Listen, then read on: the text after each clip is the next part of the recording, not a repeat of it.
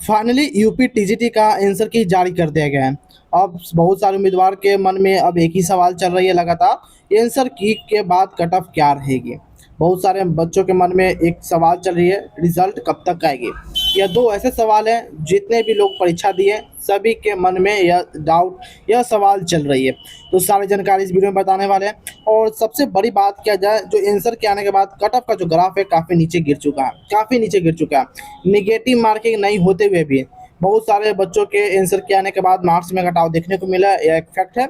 और आप सभी को जानना जरूरी है, क्यों है कैसे है, विद प्रूफ मैं आपको बताने वाला हूँ।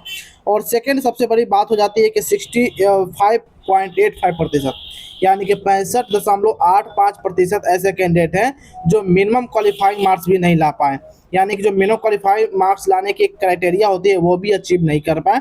65% अभ्यर्थी ऐसे हैं, ठीक है। और 110 भी जितने भी अंक बताने वाले ऐसे स्टूडेंट थे कि मेरा 110 क्वेश्चन सही है, मेरा 120 क्वेश्चन सही है, वो अब गायब हो चुके हैं आंसर के आने के बाद। अब उनका कमेंट तक नहीं आ रहा था। और आंसर के से पहले वह दबदबा बनाए हुए थे कि 110, 115, मेरा 120 सही है और इतना ही पे कट ऑफ लगने वाली है।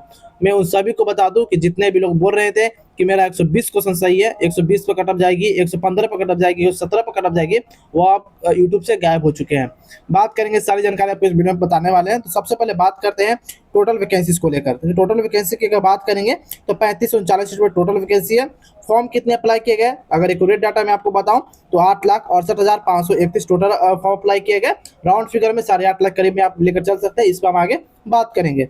टोटल प्रेजेंट कैंडिडेट की बात किया जाए तो 5,74,322 कैंडिडेट इस बार एग्जाम दिए हैं।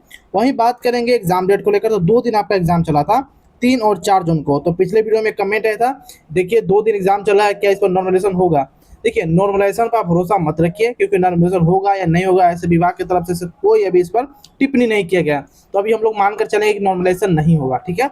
नॉर्मलाइजेशन नहीं होगा क्योंकि जो एग्जाम 1 सप्ताह 2 सप्ताह 1 महीने तक चलती रहती है, बहुत सारे शिफ्टों में होती है, 10-15 शिफ्ट में होती है, उसमें नॉर्मलाइजेशन का खेल समझ में आता है। लेकिन इसमें आपको नॉर्मलाइजेशन ना के बराबर होगी, तो आप ये ध्यान देने वाली बात है। और आंसर की बात किया जाए तो 6 जून को आपका आंसर की जारी कर दिया गया। तो 6 जून को आंसर की जारी कर दिया गया है। तो आपत्ति दर्ज आप 12 जून तक कर सकते हैं, वो भी ऑनलाइन मोड में आपको करना है, ऑफलाइन मोड में आपको आपत्ति दर्ज नहीं करनी है। जैसे कि यूपीपीएससी जीडीसी का जो आंसर किया हुआ था, उसमें ऑफलाइन में आपको आपत्ति दर्ज करनी थी।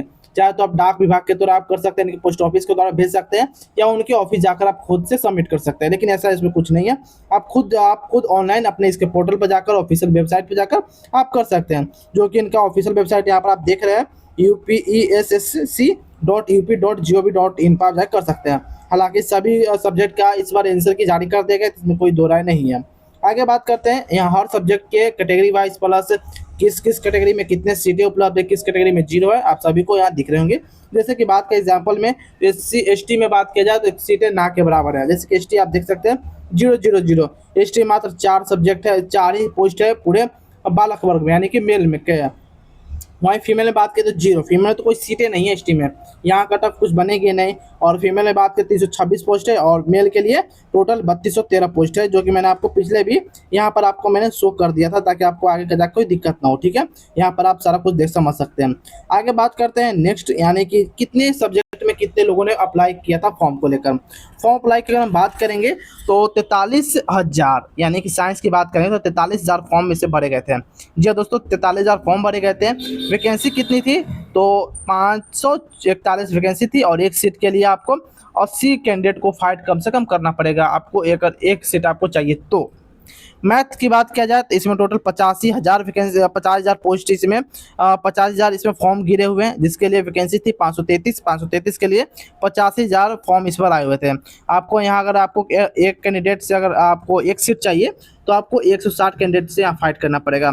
उसी प्रकार से हर सब्जेक्ट का यहाँ आपको डिटेल दिख रही होगी। जैसे कि SST में 1,21,000, इंग्लिश में 85,000, होम साइंस संस्कृत की बात करेंगे तो 40,000, वहीं कॉमर्स में 30,000। ऐसे वो सब्जेक्ट हैं जो काफ़ी हाई डिमांडेड सब्जेक्ट है, इसमें फॉर्म काफ़ी ज़्यादा दबा के भरे गए थे। चलिए, आई होप यहाँ तक आपको सारा जानकारी समझ में आ चुका होगा। फिर भी कोई डाउट बचे, कुछ भी अगर क्लियर ना हो तो आप कमेंट सेक्शन में पूछ सकते हैं। सबसे पहले बात है, कमेंट करने से पहले आपको हाइप बटन प्रेस करना होगा, तभी आप कमेंट कर पाओगे, ठीक है। अगर हाइप बटन प्रेस नहीं कर पाओगे तो कमेंट नहीं कर पाओगे। आगे बात करते हैं एग्जाम पैटर्न को लेकर। तो सभी को आप पता होगा कि 125 क्वेश्चन थे, टोटल 500 मार्क्स का आपका एग्जाम हुआ था। इसके बाद आपका डिवी होने वाला है। इसमें कोई अदर और भी एग्जाम नहीं है या कोई भी इंटरव्यू वगैरह नहीं है, इसमें टेंशन लेने की कोई जरूरत नहीं है, तुरंत ही आपका फाइनल मेरिट बनेगा। आगे बात करते हैं सब्जेक्ट वाइज कट ऑफ को लेकर। जो भी मैं आपको कट ऑफ बताऊंगा 125 क्वेश्चन के अंतर्गत ही बताने वाला हूँ, क्योंकि बहुत सारे ऐसे स्टूडेंट थे पूछ रहे थे क्वेश्चन बता रहे हैं कि मार्क्स, तो मार्क्स तो बताऊंगा नहीं इतना कम, ठीक है, क्योंकि 500 अंकों का आपका था। जो भी मैं बताऊंगा टोटल आपको 125 अंकों का, मैं 125 क्वेश्चन का मैं टोटल आपको बताने वाला हूँ कट ऑफ, ठीक है। आगे बात करते हैं सबसे पहले इंग्लिश को लेकर। अगर आपने इंग्लिश से फॉर्म भरा है, आपका इंग्लिश सब्जेक्ट है, तो जनरल से 92 से 95, ओबीसी 88 से 91, एससी 84 से 87 और एसटी के लिए 80 से 30। वहीं फीमेल कैटेगरी की बात करेंगे तो फीमेल के लिए 90 92 आप लेकर चल सकते हो, जनरल के लिए ओबीसी के लिए 85 से 88, एससी के लिए 81 से 84 आप लेकर चल सकते हो। हिंदी जनरल से 96 से 100, ओबीसी 92 95, एससी 86 से 90 तक आप लेकर चल सकते हो। वहीं बात करेंगे एसटी के लिए तो 81 से 84 के अप्रोक्सीमेट अगर आपका सही है तो आप सेफ हो। फीमेल कैंडिडेट की आप ध्यान दीजिएगा, अगर आप जनरल से हो तो 93 95 के अप्रोक्सीमेट क्वेश्चन सही है तो आप सेफ हो 110%, आप डीबी की तैयारी कर सकते हो। एसटी में तो कोई सीट है ही नहीं, इसके लिए एससी की तो 83 और ओबीसी 89 से 92 के अप्रोक्स में।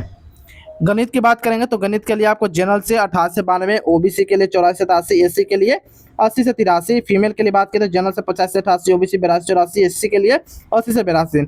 सामाजिक विज्ञान की बात करें तो मेल के लिए जनरल से 97 से 100, ओबीसी 93 से 96, एससी 88 से 81 और एसटी की बात करें तो 82 से 85 के अप्रोक्स में आप लेकर चल सकते हो। इतना क्वेश्चन सही है तो आप सेफ हो। फीमेल कैंडिडेट की बात किया जाए तो जनरल से 94 95 के अप्रोक्स में आप लेकर चल सकते हो, ओबीसी 90 93 और एससी के लिए 84 87। आगे बात करते हैं संस्कृत के लिए। तो संस्कृत के रिगार्डिंग बात करें जनरल से अगर 99 से लेकर 95 तक चल आपका आपका अगर 96 से 99 तक है तो सही है। वहीं बात करेंगे ओबीसी 92 से 95, एससी की बात करेंगे तो 87 से 90। वहीं फीमेल कैटेगरी की बात करेंगे जनरल से तो अगर आपका 93 से 95 के अप्रोक्स में है, यानी कि 93 से 95 क्वेश्चन सही है, आप सेफ हो। ओबीसी 90 92, एससी की बात करेंगे तो 83 से 86। शारीरिक शिक्षा और बात करेंगे फिजिकल एजुकेशन के लेकर। तो मेल के लिए अगर हम जनरल से 93 से 96, ओबीसी 89 से 92 और एससी 83 से 86। फीमेल कैटेगरी की बात करेंगे तो जनरल से 90 से 93, ओबीसी 86 से 90 और एससी के लिए 81 से 84। वहीं बात करेंगे फीमेल विज्ञान को लेकर, यानी कि साइंस सब्जेक्ट को लेकर। तो अगर आप जनरल से 86 से 90 के अप्रोक्स में, ओबीसी 83 86 के अप्रोक्स में। वहीं बात करेंगे एससी के लिए 80 से 82 के अप्रोक्स में क्वेश्चन सही है तो आप सेफ हो। फीमेल कैटेगरी ध्यान दीजिएगा जनरल से तो अगर आप 83 से 85 86 क्वेश्चन सही है तो सेफ हो, ओबीसी 81 से 84 क्वेश्चन तक और एससी कैंडिडेट के लिए 80 से 82 क्वेश्चन तक। गृह विज्ञान मेल के लिए जनरल से 94 से 97, ओबीसी 90 से 93, एससी 85 से 88। फीमेल कैटेगरी की बात करेंगे जनरल में तो 91 से 94, ओबीसी 87 से 90 और एससी 82 से 85 के अप्रोक्स में क्वेश्चन सही है तो आप यहाँ तक सेफ कहलाओगे। आगे बात करते हैं कला को लेकर। तो कला में अगर आप जनरल से 95 से 98, ओबीसी 91 से 94, एससी 85 से 88 के अप्रोक्स में। फीमेल कैंडिडेट की बात करेंगे तो जनरल से 92 से 95, ओबीसी 88 91। वाणिज्य की बात करेंगे तो कॉमर्स के लिए केवल बालक वर्ग में है, इसमें कोई भी फीमेल कैटेगरी के लिए सीट ही उपलब्ध नहीं है। तो वहीं सिर्फ फीमेल की बात करेंगे तो फीमेल कैटेगरी ध्यान दीजिएगा, अगर आप मेल कैटेगरी आप ध्यान दीजिएगा, अगर आप जनरल से 96 से 99, ओबीसी 92 से 95 और एससी 86 से 90 के बीच में अगर आपका क्वेश्चन सही है तो आप यहाँ तक सेफ माने जा रहे हो। आगे बात करते हैं संगीत को लेकर। तो संगीत में बात करें जनरल से 95 से 98 और एससी के लिए 85 से 88। फीमेल कैटेगरी की बात करें जनरल 92 से 95, ओबीसी 86 से 89, एससी 82 से 85। कृषि की बात की जाए यानी कि एग्रीकल्चर को लेकर तो एग्रीकल्चर में जनरल से 90 से 93, ओबीसी 86 से 89, एससी 81 से 84, एसटी 80 से 82। वहीं उर्दू की बात करें तो जनरल में 93 से 96, ओबीसी 89 से 90। फीमेल कैटेगरी की बात करेंगे तो फीमेल में ओबीसी है, जनरल में कोई सीट ही नहीं है उर्दू में, जिसको कंसीडर हम लोग नहीं करेंगे। तो अगर 84 से 87 क्वेश्चन सही तो आप सेफ हो। यहाँ संगीत वादन की बात करेंगे तो जनरल में अगर आपको 94 से 97 जनरल में और एससी के लिए आपको 84 से 87 क्वेश्चन सही है तो आप सेफ हो। वहीं बात करें फीमेल कैटेगरी को लेकर तो जनरल से 91 से 94, ओबीसी 86 से 89 और एससी के लिए 81 से 84 क्वेश्चन तक आपका सही है तो आप सेफ माने जा रहे हो। अब इतना क्वेश्चन अगर सेफ आपका क्वेश्चन सही है तो आप सेफ हो 110%। अब आपको क्या करना चाहिए, अगर आपको इतना क्वेश्चन बन रहा है तो सबसे पहले अपना डीबी के लिए आप सारा डॉक्यूमेंट देख लीजिए कि हाँ मेरा कौन सा डॉक्यूमेंट गलत है, कौन सा डॉक्यूमेंट सही है, किस पर स्पेलिंग मिस्टेक है, आधार कार्ड वगैरह। तो एकेडमिक अपना जितना भी सर्टिफिकेट है, मार्कशीट है वगैरह अपना चेक कर लीजिए, ठीक है। कोई भी दिक्कत हो तब अभी जाकर सुधार कर सकते हैं, नहीं तो आपको लास्ट में एफिडेविट तैयार करना पड़ेगा इसके रिगार्डिंग।